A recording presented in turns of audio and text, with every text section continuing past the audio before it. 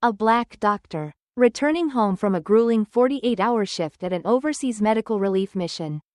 Exhausted but relieved to finally step foot in the airport. Expecting nothing more than a quiet journey back to his family. But the moment he walks through security, everything changes. A TSA agent singles him out without reason, treating him like a suspect instead of a respected physician.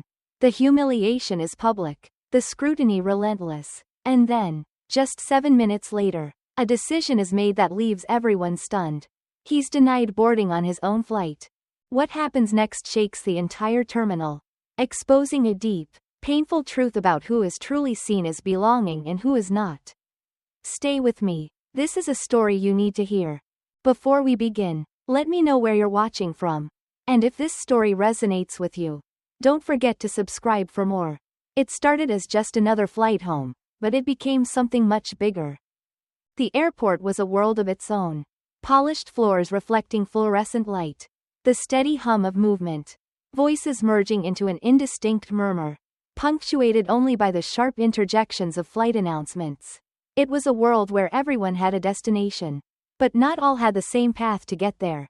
Dr. Elijah Brooks moved through the terminal with the quiet certainty of a man who had long learned how to navigate spaces not built with him in mind. His suit was pressed. His shoes shined. His briefcase worn just enough to suggest both status and utility. He had spent years perfecting this art of moving through the world as a black man who belonged. Even when the world itself resisted the idea. He arrived at the gate early. As he always did, not because he feared missing his flight, but because he knew that time could be its own armor.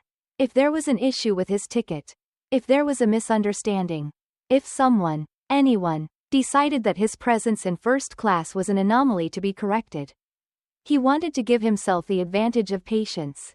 He handed his boarding pass to the gate agent, a young woman with an absent-minded smile. She scanned it, her eyes flicking up at him briefly before returning to the screen. And there it was. The pause. It was slight, barely noticeable, but Elijah had trained himself to catch it. The moment of hesitation. The half-second where a question hovered unspoken. Should he be here? She forced a smile, nodded, and waved him through. Elijah had seen it before. It was never explicit. It was never a shouted demand that he explain himself. It was quieter, more insidious, a flicker of doubt that lived in the way people processed his presence. A question that was always waiting beneath the surface. But he let it pass. Because he had to. He stepped into the first-class cabin. A space designed for comfort but not necessarily for welcome. The air smelled of money and expectation. Leather seats, chilled champagne, hushed conversations carried out with the casual confidence of those who never had to justify their presence. He walked to his seat, settling into the plush chair by the window. He exhaled, allowing himself a moment of quiet. The press of the headrest against his back a small reassurance. He had earned this. And yet, even as he opened his book and let his fingers brush against the pages, he felt it, the weight, the awareness of being observed. It was not overt. No one was staring outright. But he could feel it in the way their gazes moved past him too quickly. As if they had seen something they could not quite process and decided it was easier to look away. It was the man 2 rows ahead, adjusting his cufflinks with a practiced ease, his eyes flickering over Elijah before returning to his newspaper. It was the woman across the aisle, shifting in her seat, her smile tight, her fingers tracing the stem of her wine glass. It was the unspoken conversation happening around him, in the language of glances and discomfort. Elijah turned his attention back to his book. But the words blurred against the page. Because he knew. This was only the beginning. The test was coming. It always did. The hum of the engines settled into a low vibration beneath him. Outside the window, the tarmac stretched toward the horizon, bathed in the golden haze of an evening sun. The moment before takeoff always carried a certain stillness. A pause before the inevitable ascent. But inside the cabin, there was no stillness. There was only tension. Quiet, unspoken, but thick enough to press against his skin. Elijah Brooks had felt this before. It had followed him through boardrooms and lecture halls. Through restaurants where the maitre d' hesitated just long enough before seating him. through introductions where a white colleague's hand would linger in his, as though testing his grip for signs of weakness. It was always there, a second presence living alongside him, whispering in the silences between words, "They are watching. They are measuring." And now, at this moment, it has arrived once more. He had been reading The Fire Next Time, fittingly, when he heard the shift in the woman's voice. "Excuse me." Elijah did not look up immediately. He had learned, long ago, that some provocations were best ignored. But the air around him had changed, and ignoring it would not make it disappear. Slowly, he lifted his gaze. Across the aisle, a woman, mid-50s, dressed in crisp linen and pearls, was peering at him with that particular mixture of concern and suspicion that he had long since learned to recognize. Her expression was tight, polite in a way that was meant to conceal something else beneath it. "I think there may have been a mistake." Elijah closed his book. "A mistake?" She gestured toward the empty seat beside him. "I believe you're in the wrong section." It was not a question. Her voice had the certainty of someone who had never had to second-guess her own place in the world. Elijah held her gaze for a moment longer than she expected. He watched the way she shifted under the weight of it, her fingers curling slightly against her lap, as though steadying herself. He could have let it go. He could have smiled, pretended not to understand what she meant, offered a polite response and gone back to his book. But he did not. Instead, he exhaled, slow and measured, and leaned forward just slightly. "I have a question for you," he said. She blinked, caught off guard. "What mistake, exactly, do you think was made?" A hesitation, a flicker of something unreadable in her eyes. "Well," she said carefully, "I just assumed, you see. This is first class." The words hung between them. There it was. Not spoken outright, not screamed or spat or written on a signpost. But present all the same. Elijah nodded, as if considering this revelation. Then, with deliberate ease, he reached for his boarding pass and held it up. "And yet," he said, "here I am." The woman's lips pressed together into a thin, bloodless line. For a moment, there was silence, and then, as if she had never spoken at all, she turned away. Elijah did not smile. He had not won anything. Because he knew that moments like these were not about winning. They were not single encounters. Not isolated misunderstandings. They were symptoms of something much larger. Something that stretched beyond this flight. Beyond this woman. Beyond himself. This was not just a moment. It was part of a pattern. And patterns do not break simply because you hold up a boarding pass and tell the truth. The plane lurched slightly as it pulled away from the gate. The flight attendants moved through the cabin, their presence practiced and efficient. Someone behind him laughed too loudly. The moment was already dissolving into the constant forward motion of the world. But the woman would remember it. And so would he. Because the first cut is never deep. It is just a whisper. A suggestion. A warning. And the next one was coming. The plane climbed steadily, the world below shrinking into a patchwork of roads and rivers. The skyline dissolving into a pale, distant memory. The cabin settled into a quiet hum. Polite conversations, clinking glasses, the rustle of newspapers being folded and refolded by men who had nothing left to read but too much left to say. Elijah Brooks tried to let his mind drift. But something about the exchange with the woman across the aisle clung to him. Not because it was unexpected, but because it was so predictable. The first cut was always small. Just a question, just a glance, just a suggestion that maybe he did not belong. A test to see if he would respond, if he would react, if he would make them uncomfortable enough to justify their discomfort. But it was the second cut that always went deeper. Because once people felt entitled to question you, they began to feel entitled to more. He had just begun to read again when the flight attendant appeared beside him. A young woman, mid-30s, blonde hair swept into the tight, disciplined knot of someone who understood that order was meant to be maintained, not disrupted. Her smile was taut, professional, but there was something in the way she held herself, just a little too stiffly, that made Elijah exhale before she even spoke. "Sir," she said, leaning slightly toward him, voice lowered as though she were bestowing a kindness. "May I see your boarding pass?" It was a performance as old as time itself. A woman raises a question. A doubt is cast. And suddenly, there must be an inquiry. An investigation. An assurance to the other passengers that all is as it should be. Elijah Brooks had been asked for proof his entire life. He handed her the ticket. She glanced at it, scanned it quickly, and forced a polite nod. "Thank you, Dr. Brooks," she said, straightening. But she didn't leave. That was the thing. She had what she needed. And yet, she lingered. "Is everything all right?" Elijah asked. She hesitated. "Yes, of course. It's just..." She glanced toward the woman across the aisle. Susan Whitmore, the same woman who had questioned him earlier. Who was now staring forward, feigning obliviousness, as though she had nothing to do with this at all. But of course she did. A passenger had some concerns. The flight attendant admitted, her voice soft, as if this were a mere formality. Elijah inhaled slowly. A passenger. Not the woman sitting right there. Not the one who decided his presence required an explanation. Not the one who had looked at him and determined that there had been a mistake. An error in the natural order of things. No. A passenger. As though the problem existed in the abstract. As though the complaint had simply floated into existence, unattached to the person who had birthed it. Elijah tilted his head, let his eyes rest on Susan for a moment. She did not meet his gaze. Of course she didn't. Because she had already won. She had done what she came to do. She had made her suspicion known. And now it has been heard. Now it has been validated. Now it has been acted upon. That was how it worked. People like Susan never needed to be right. They never needed evidence. They never needed proof. All they had to do was suggest. And the world would take it from there. Elijah turned back to the flight attendant.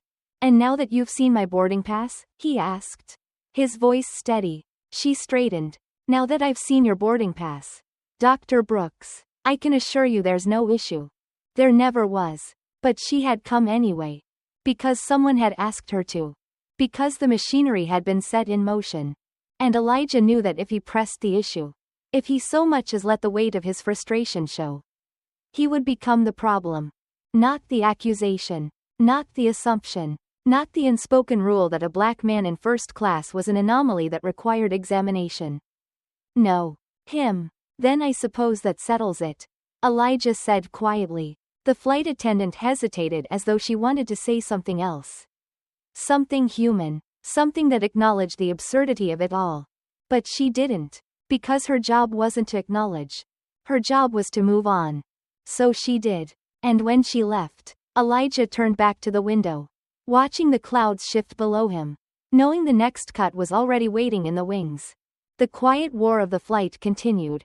Not in gunfire. Not in raised voices. But in the glances exchanged. In the weight of unspoken judgments. In the way people shifted in their seats as though trying to create space where none had been lost. Elijah Brooks had been here before. He had been here when a professor questioned whether his work was his own. He had been there when a police officer asked, "Sir, is this your car?" He had been here when a woman clutched her purse a little tighter as he passed. And now, here he was again, trapped in the quiet architecture of suspicion, where the walls were built from doubt, and the doors were locked from the outside. The flight attendant had left. And yet the damage remained. The moment was done, but it was not gone. It sat in the air like something heavy. Something waiting. Susan Whitmore had won in the way that people like her always did. Not with proof, not with facts, but with the power of implication. Elijah had learned long ago that whiteness did not need to be loud to be dangerous. It only had to whisper. And yet, something in him stirred. Something old. Something tired. Something that had been beaten down so many times before but had never quite died. Because he was done. Done shrinking himself to fit into spaces that did not want him. Done making himself small so that others could feel big. Done pretending that silence was the same as peace. He turned. Susan was pretending to read. But her fingers were clenched too tightly around the edge of her magazine. Her knuckles pale. Her posture too rigid for someone supposedly at ease. He could let it go. That would be easier. That would be safer. But easier and safer had never gotten him anywhere worth going. "Is there something else you'd like to say to me, ma'am?" Her eyes flicked up. For a moment, she said nothing. Then, she exhaled sharply, as if he were the one causing trouble. As if she were the one being burdened by all of this. I don't see why you're making this an issue. Elijah laughed softly, but there was no humor in it. You don't see? She shifted in her seat. Suddenly defensive. I had a concern, and I voiced it. That's all. There's no reason to turn this into something it's not. And what exactly do you think this is? She hesitated, because she knew. And so did he. The flight attendant reappeared, moving toward them quickly, the tension in the air drawing her in like a storm she was too late to stop. Dr. Brooks. Ma'am, let's not escalate things, all right? Ah, there it was. Escalation. Elijah had done nothing, said nothing that wasn't true. And yet, the warning had been sent his way. Not to Susan, who had called security. Not to Susan, who had questioned his presence. No, to him. He was the one expected to de-escalate. Because that was how the game was played. No matter what they did to you, you were the one expected to be reasonable, to be gracious, to be calm, because the moment you stopped playing by their rules, you became the threat they were waiting for you to be. The old version of Elijah. The one who had learned how to survive by making himself palatable. The one who had mastered the art of letting things go. Would have smiled, would have nodded, would have let them all win just so he could get through the rest of the flight in peace. But that Elijah was gone. He turned to the flight attendant. His voice even. I am not the one escalating. I am the one being questioned. I am the one being assumed guilty until proven otherwise. And now I am the one being asked to calm down. She swallowed. Passengers were watching now. Their eyes flickered between him and Susan. Some curious, some uncomfortable, all waiting to see how this would end. Elijah could feel it. The weight of every conversation like this that had ever happened before. The expectation that he would smile and make it all easier for them. That he would absorb the discomfort so that they wouldn't have to feel it themselves. But no more. He leaned back in his seat. His voice quiet but firm. I am exactly as calm as I need to be. And with that, he turned back to his book. The message was clear. This conversation was over. If they wanted to keep going, that was their choice. But he would not play his assigned role. And as the flight attendant hesitated, as Susan bristled in her seat, as the weight of the moment settled into the cabin, Elijah felt something inside him shift. Because this time, he had not let them have it. And maybe, just maybe, that was enough. The flight dragged on, the hum of the engines filling the silence left in the wake of confrontation. Elijah Brooks remained in his seat, book open, though his eyes had long since left the page. He had learned, long ago, how to appear at ease while every muscle remained taut. How to sit in a room and be present without ever letting himself truly settle. It was a skill born of necessity.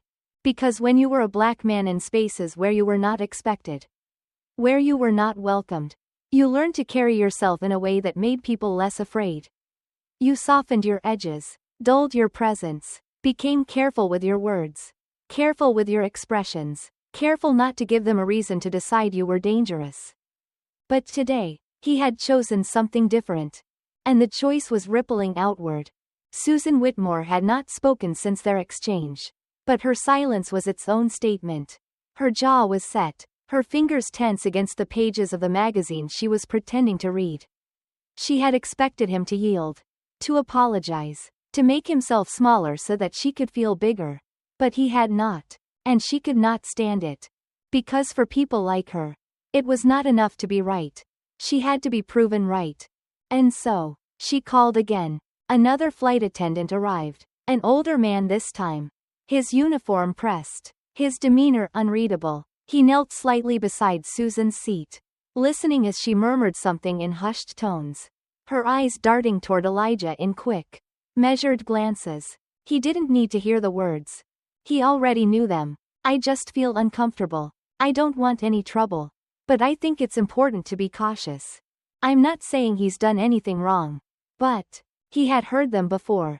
And he knew where they led. The flight attendant straightened and turned toward Elijah. His face was carefully neutral. The kind of neutrality that was meant to assure everyone that no bias had played a role in bringing him here. Even though it had. Even though it always did. Sir, the man said, his voice low but firm. May I have a word? Elijah exhaled, slowly, deliberately, before closing his book. Of course. The attendant hesitated for a moment, as if considering the best approach.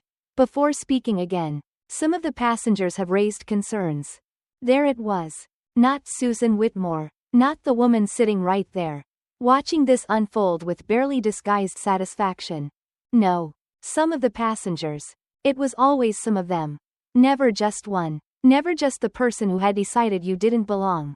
Because the moment one person voiced their discomfort, it became collective. It spread. It became a matter of concern.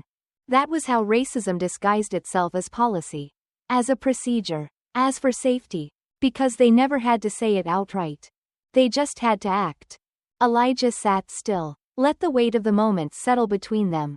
Then he smiled. Just slightly. And what concerns, exactly, have been raised? The flight attendant shifted, suddenly unsure. He had expected compliance. He had expected ease. He had expected Elijah to do what people like him were supposed to do.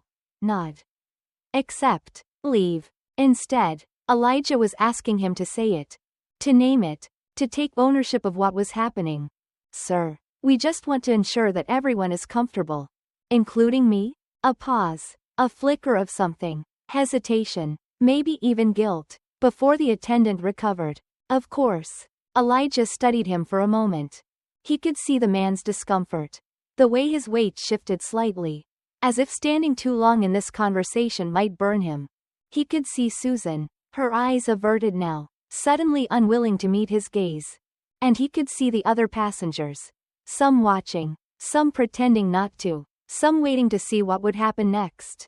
Because everyone knew how this could end. Because it had ended that way before. Elijah took a breath.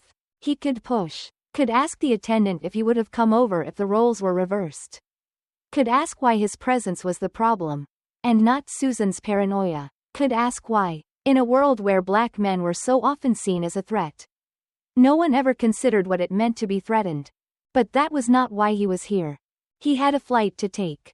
A home to return to. And he was tired. So instead, he nodded. I appreciate your concern, he said finally, his voice level. But I have done nothing wrong. And I am not leaving my seat. The words hung between them. The flight attendant nodded stiffly. As if relieved to be done with this. He turned, disappeared back down the aisle. And just like that, the moment was over. Or at least, they wanted it to be. But Elijah knew better. Because this was not over. Not yet. The air in the cabin had changed. It was not something you could see. Not something you could touch. But it was there. A shift. An invisible weight pressing against the silence. Elijah Brooks had spent his life learning how to read rooms. How to measure the temperature of a space by the way people moved within it. And right now, the first-class cabin was simmering with something unspoken. Not quite fear. Not quite hostility. Something more insidious. Discomfort. Not his, but theirs. Because what had just happened had disrupted the natural order of things. He was supposed to give in. He was supposed to de-escalate. To smooth things over. To make it easy for them. But he hadn't. And now, the other passengers didn't know what to do with that. Susan Whitmore sat stiffly in her seat. Her fingers tight around the armrest. Her gaze fixed on a spot ahead of her. She wasn't looking at him. But she didn't need to. He could feel her presence like a weight pressing against his skin. She was waiting. Waiting for someone to tell her that she had been right. Waiting for some final confirmation that she belonged here and that he did not. But no one was coming to save her. Not yet. And that unsettled her more than anything. A flight attendant returned. Not the man who had spoken to Elijah earlier. But a woman. Younger. Black. Her presence was deliberate. She knelt beside his seat. Speaking in a voice that was soft enough to seem private but loud enough to be overheard. Sir, is everything all right? A different approach. Not confrontation. But concern. Not enforcement. But assistance. Elijah recognized it for what it was. Damage control. They were trying to smooth things over without admitting they had done anything wrong. Because that was how it always went. They could question you. They could doubt you. They could make you prove. Over and over again. that you deserved to be here. But if they were wrong, they would never say so. Instead, they would shift. They would soften. They would offer concern instead of suspicion. As if concern had been the issue all along. Elijah met the attendant's eyes. She looked tired. Not the kind of tiredness that came from long shifts or heavy luggage. But the kind of tiredness that came from existing in spaces where you had to navigate. Carefully, always. She had seen what happened. And she had been sent here to make it right. Or at least, to make it seem right. I'm fine, Elijah said. A beat. A hesitation. The attendant nodded, stood up, and walked away. But he saw the way her shoulders tensed as she turned. Because she knew. This was not over. Not yet. He had expected them to leave it alone now. But some people could never let things go. Some people needed to win. A voice, sharp and clipped, broke the cabin's fragile silence. I don't feel safe. It was Susan. She hadn't turned toward him. She hadn't even raised her voice. But the words landed like a gunshot. Elijah closed his eyes. Here it was. Here it always was. Not an argument. Not a confrontation. A statement. A declaration of fear. And once those words were spoken, once they were out in the air, they could not be taken back. Because that was the trick. It was never about what he had done. It was about how she felt. And in this country, in this world, a white woman's fear had the power to move mountains. It could change the course of history. It could start wars. And sometimes, it could get men killed. The reaction was instant. The energy in the cabin shifted. A ripple of uncertainty passing through the other passengers. People who had been silent before now stirred. Shifting uncomfortably, glancing at each other as if looking for confirmation that they had heard what they thought they had heard. Somewhere in the back, a man coughed, the sound breaking the stillness like a warning shot. Elijah did not move. He did not speak. Because he had seen this before. He had seen how quickly moments like these could spiral. He had seen how suspicion could harden into something dangerous. A flight attendant returned, the same man as before. His face carefully composed. He was not asking this time. Dr. Brooks, may I have a word with you? A different tone now. No more polite neutrality. No more soft assurances. The balance had shifted. Because fear had been introduced into the equation. And in a world like this, fear was never neutral. Elijah inhaled deeply. He could feel the weight of every eye on him now. Watching. Waiting. What is he going to do? Because that was the thing. They did not need him to do anything wrong. They just needed him to react. To give them something to point to. To validate the fear that had already been spoken into existence. Elijah knew, in that moment, that he had reached the edge of the knife. He could stay in his seat, insisting on his right to be here. Or he could get up. Walk to the galley. Have a conversation. Pretend this was something else. Something reasonable. Something fair. But it was not fair. It had never been fair. And now, everyone in this cabin was waiting to see if he would give them the ending they expected. The ending they wanted. There are moments when the world stops pretending. Moments when the masks slip. When the polite veneer of civility is stripped away. And the machinery of power reveals itself for what it is. This was one of those moments. Elijah Brooks could see it in the way the flight attendant stood before him. Not as a neutral party. Not as an enforcer of policy. But as something else entirely. A cog in the wheel. A man following a script that had been written long before either of them had ever set foot on this plane. And the script was simple. A white woman said she felt unsafe. A black man was expected to fix it. Elijah did not move. His book was still open in his lap. Though he had long since abandoned any hope of returning to it. The attendant's voice was careful. Measured. The tone of a man who wanted to be seen as reasonable. Sir, I'm asking you to step to the back so we can have a conversation. Not a request. A command dressed up as courtesy. Elijah tilted his head slightly, letting his eyes sweep over the other passengers. Some looked away, pretending to be engrossed in their newspapers or their screens. Others watched intently, leaning just slightly forward, caught in the familiar, irresistible gravity of spectacle. And Susan Whitmore? She sat still, hands folded neatly in her lap. Her face set in the serene expression of someone who had made a decision and was now waiting for the world to accommodate it. She had said the words, "I don't feel safe." And now, she does not have to do anything else. The wheels were already turning. Elijah exhaled slowly. He knew that standing his ground would only make things worse. If he refused, the escalation would come. The voices would harden. The policies would be invoked. The threat of removal would hover in the air, unspoken but understood. And if it went far enough, the authorities would be waiting for him when they landed. And then what? A scene in the airport? His name on the news? His credentials questioned? His career in jeopardy? For what? For a seat he had already paid for? For the right to exist in a space that was not meant for him? The flight attendant cleared his throat. "Sir." Quote. Elijah held up a hand. "Not in surrender. Not in submission. But in control. You want me to move?" The attendant hesitated. He had expected resistance. He had expected compliance. But not this. Not a man who was calm. Who was deliberate. Who was meeting him on equal ground. "I want to resolve this," the attendant said carefully, "without any further issues. Then let's resolve it right here." The attendant blinked. Passengers shifted. Somewhere, a throat cleared. Elijah set his book aside. Turned fully in his seat. Let the weight of his presence settle over the cabin. "Because I want to be very clear about what's happening here," he said, his voice even, carrying just enough force to slice through the silence. "I have done nothing wrong. I have followed every rule. I sat quietly in my seat. And yet, I am the one being asked to move." His words hung in the air, heavy and unmovable. The attendant hesitated again. "Sir, we're just trying to make everyone comfortable.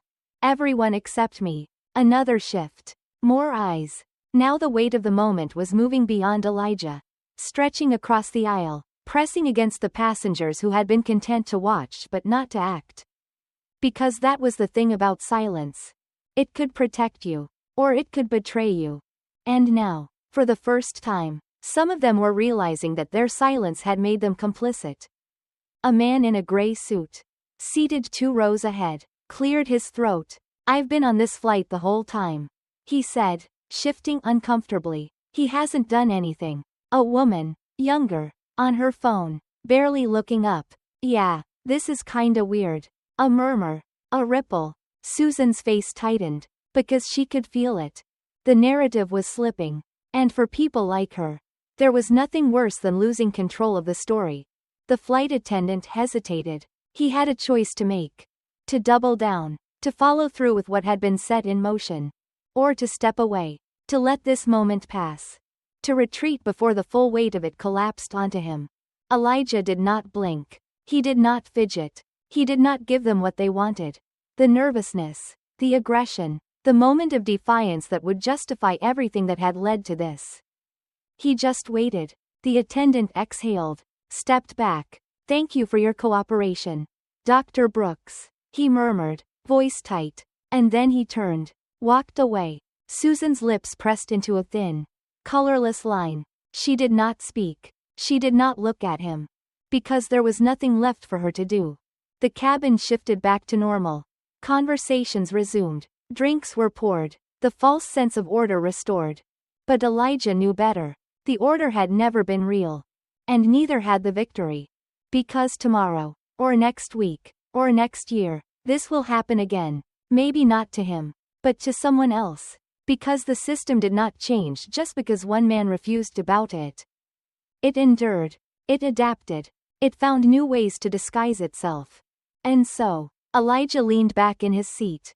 The plane carried on. And he waited for the next test to come.